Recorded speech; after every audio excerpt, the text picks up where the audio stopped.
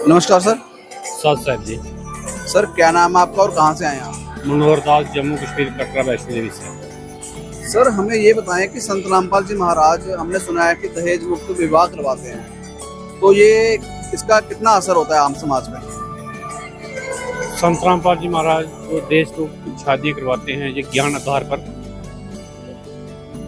जो परमात्मा का ज्ञान ही ऐसा है कि जो दहेज देना लेना तो दूर रहा, ये सोच भी नहीं सकता।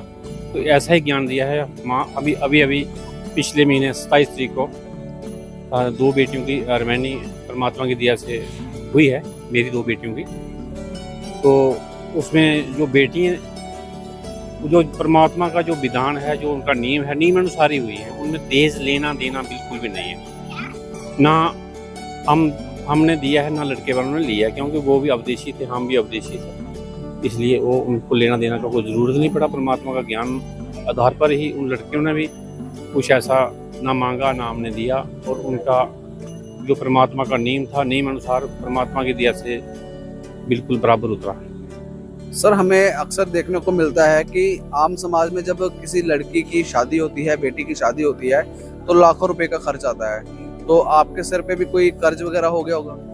नहीं, ऐसा नहीं। वैसे हमारे जो गांव वाले अपने सगे संबंधी जो रिश्तेदार थे, वो तो दोनों बेटियों की जब रमैनी शादी की बात हुई तो पूछते थे कोई पैसे की जरूरत, जैसे हम पूछते हैं। लेकिन दास का यही कहना था कि परमात्मा ने हमें बिल्कुल फ्री कर रखा है। लेना देना, सोना या कुछ भी किसी किस्म का दहेज देना, ये गुरुजी ने गीता के अनुसार या वेदों के अनुसार मना ही किया कि लेन देन से हमारा मोक्ष नहीं होता।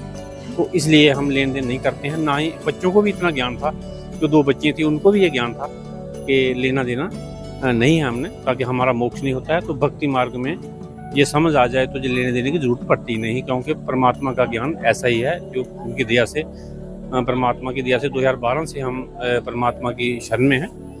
तो इतना ज़रूरत नहीं पड़ा कि किसी से लेने का और देने का, क्योंकि हमारा खर्च होता ही नहीं है आश्रमों में। जैसे घर से आश्रम जाते हैं, उन्हीं कपड़ों में लड़कियां अपने घर जाती हैं, और उसमें कुछ लेना देना कुछ नहीं होता है। धन्यवाद सर। साथ साहब।